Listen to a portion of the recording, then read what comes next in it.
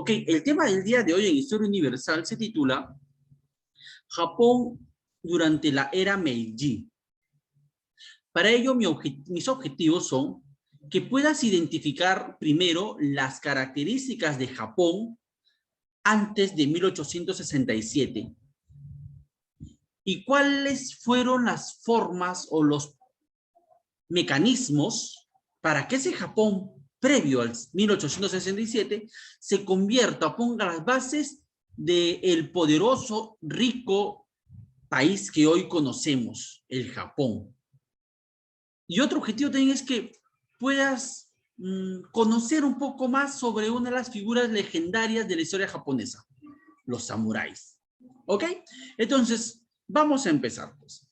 A ver, Japón tiene algo más de 120 millones de seres humanos actualmente. Es uno de los países con mayor densidad.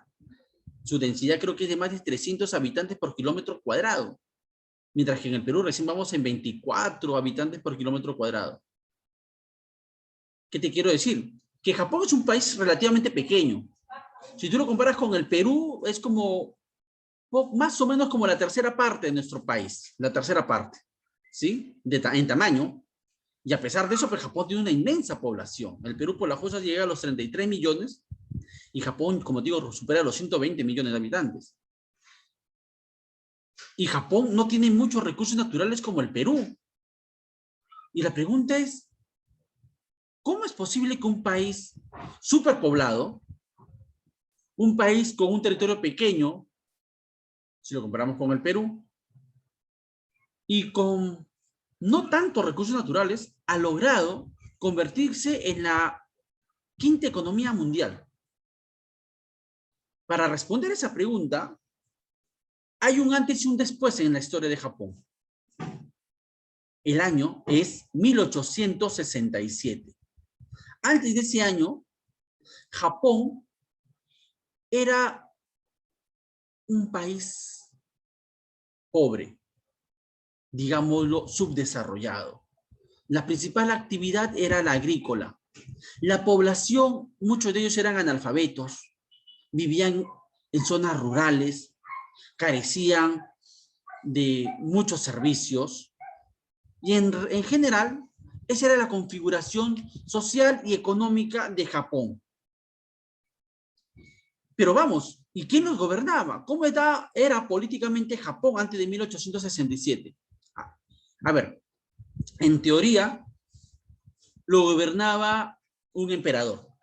En teoría digo, porque ese emperador y todos los emperadores de años atrás eran una figura decorativa, una figura que se dedicaba básicamente a estudiar los libros de Confucio, filosofía china o japonesa también. Se dedicaban a las artes, a pintar, poesía, pero no tenían en sus manos las decisiones importantes del gobierno. Estaba allí ya por un tema de tradición. Tú sabes que Japón es una de las sociedades más tradicionales del mundo. Pero la pregunta es, entonces, ¿quién los gobernaba? ¿Quién realmente era el poder tras la sombra del faraón, del emperador? Este personaje se le llamaba shogun, era el cargo, shogun. El shogun tenía en sus manos prácticamente las decisiones políticas, judiciales, económicas del país de Japón, el shogun, ¿no? Su principal preocupación era mantener esa autoridad, que nadie se la arrebate, ni siquiera el mismo emperador, al cual le daban que goce la buena vida, mientras ellos eran realmente los que gobernaban. Pero, años antes de 1867, el futuro emperador, que va a transformar Japón, cuando aún no llegaba a ser coronado emperador, fue enviado, como muy pocos antes que él, a Europa a estudiar. Y eso le transformó la vida porque se dio cuenta de la modernidad del mundo europeo. Y va a tratar, o va a querer primero, de transformar su país. Un país, reitero, agrícola y rural, y muchos analfabetos, en una sociedad industrial como la que se vivía en Inglaterra o en Francia, en Países Bajos, en Prusia, que aún no se unificaba en Alemania, eso ya sabe que ocurrió en el 71. Y por otro lado, el shogun de aquellos años, que era Yoshinobu, el shogun, él se llamaba Yoshinobu, hubieron otros antes que él, ¿no? Pero en aquellos años era Yoshinobu el shogun, este jefe militar, político, judicial en Japón. Entonces, en Japón habían ciertas revueltas en aquellos años, como movimientos sociales que, cansados de esta situación de pobreza y de subdesarrollo, querían reformas, cambios, y empezaban a rebelarse a la autoridad del shogun. Así que el shogun Yoshinobu, un poco cansado de esta situación en la cual se le rebelaban los pueblos de Japón, corona, como le correspondía al emperador, a este joven que se llamaba Matsuhito, el emperador Matsuhito, ¿sí? Llega al trono Matsuhito, pero Yoshinobu, el jefe de los shogun, o el shogun creía que este señor Matsuhito sería como tantos otros emperadores previos, manipulable, abocado a cosas artísticas, culturales, y que no le interesara el gobierno del Japón. Pero harto se equivocó Yoshinobu, porque Matsuhito, el emperador, gracias a la educación que recibió en Europa, su mente se abrió. Su personalidad ya no iba a ser la del pasivo emperador que nada hacía por su pueblo. Él va a comenzar a aplicar reformas para transformar a Japón, para que él en la práctica sea el que gobierne, ya no los shogun. Pero iba a ser un poco difícil las reformas que pretendía hacer Matsuhito, porque iba a encontrarse obviamente con la oposición del shogun, y pues porque Japón no tenía muchos recursos naturales, tenía una población que ya bordeaba los 30 millones, estoy que te hablo de hace más de 140 años aproximadamente, y Japón ya tenía la población del Perú, aproximadamente. Entonces, ¿qué hace el emperador, Matsuhito? Primero debe deshacerse de esa piedra en su zapato que era Yoshinobu y las tropas, que más que al emperador le debían obediencia a Yoshinobu.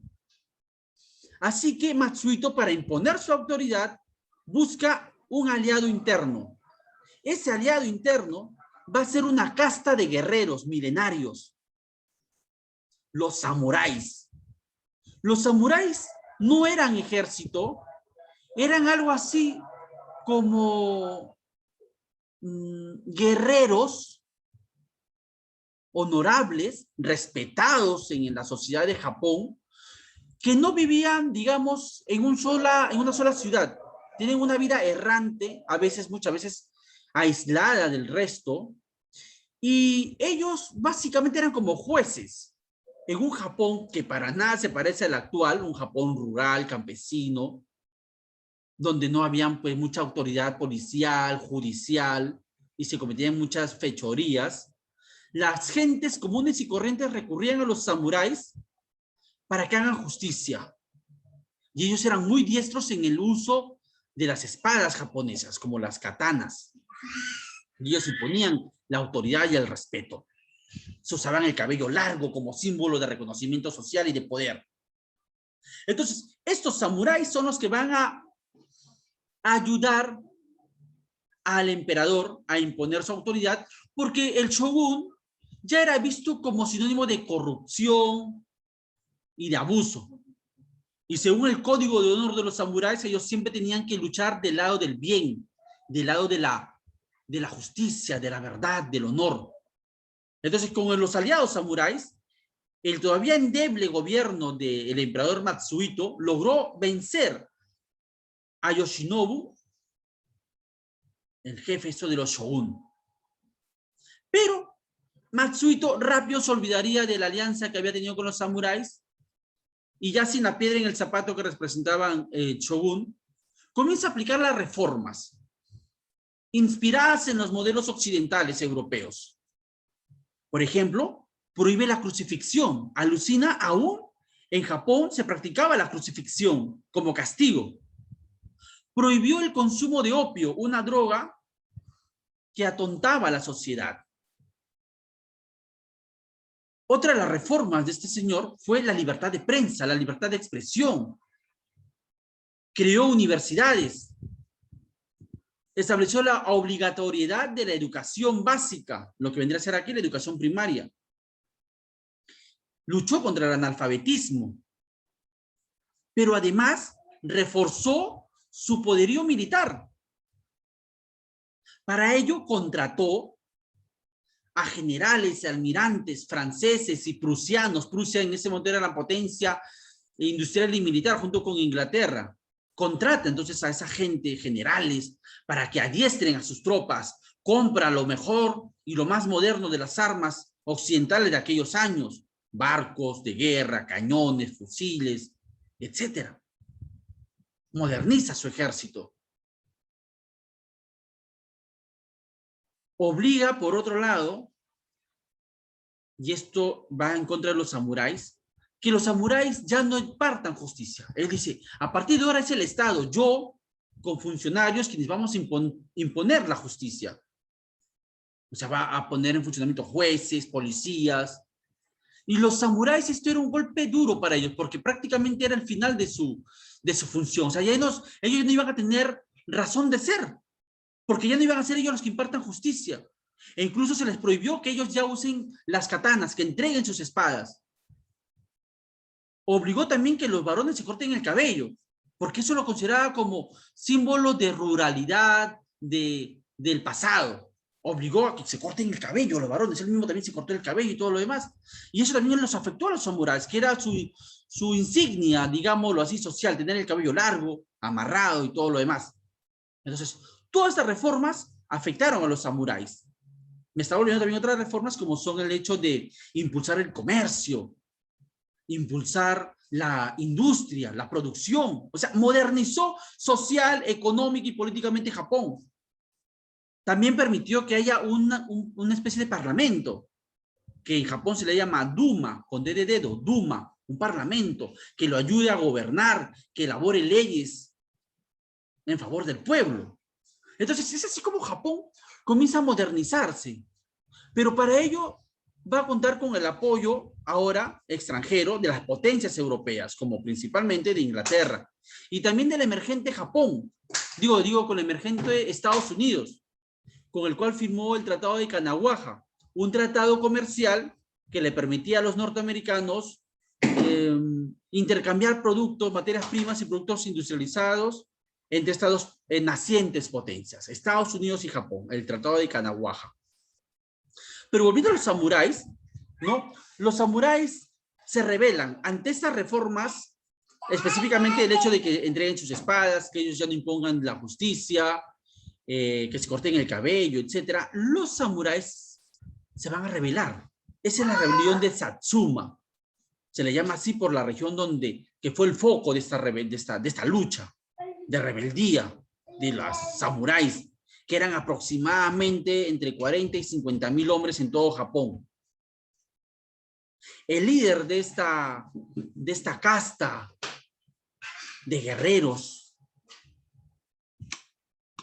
se llamaba Saigo Takamori. Hoy en día hay calles, monumentos que llevan el nombre de Saigo Takamori, el último líder de los samuráis, que en Satsuma, allá en la década de 1870, cuando el Perú estaba empezando se sonaban tambores de guerra en la guerra contra Chile, cuando eso pasaba, cuando el Perú estaba gobernado por José Balta y todos estos, en Japón se estaba dando la guerra, la rebelión del emperador contra sus antiguos aliados, los samuráis, que a pesar de su valor en el campo de batalla, como vemos en el enlace que te compartí, en el enlace que no has visto, ahí vemos escenas de esa rebelión de Satsuma entre los samuráis, y cuando ven ahí en esas escenas de esta película que se titula El último samurái, que te recomiendo que la veas, se ve cómo finalmente, a pesar de su valentía, nada pueden hacer los samuráis frente al poder de las armas de fuego del ejército del emperador Matsuhito, que termina aplastando esta rebelión. Algunos señalan que el final de Sayo Takamori fue que murió, como sale ahí en la escena de la película, que muere en la batalla, pero no es, eso es como que no es histórico, porque no se sabe si Sayo Takamori ciertamente murió en la batalla, o simplemente se retiró con algunos sobrevivientes y se vivió autoexiliado en algunas zonas del interior de Japón.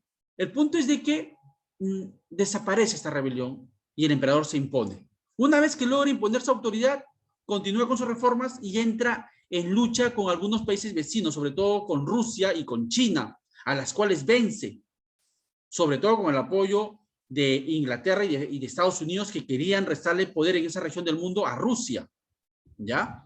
Y los vence Japón, y Japón entra ya al siglo XX como la potencia más importante del Asia. Un país pequeño se revolucionó y se convirtió en una potencia hegemónica del Asia con esta nueva dinastía, Meiji, que hasta el día de hoy se mantiene. Después de Matsuhito, gobernó Yoshihito, de Yoshihito gobernó Hirohito durante la Segunda Guerra Mundial, luego de Hirohito siguió Akihito, que hasta hace unos años dejó el poder y ahora es, el actual emperador de Japón es Naruhito. El próximo se va a llamar Fidehito. No, Fidehito es una broma. El actual emperador se llama Naruhito. Bueno, muchachos, hasta aquí esta parte.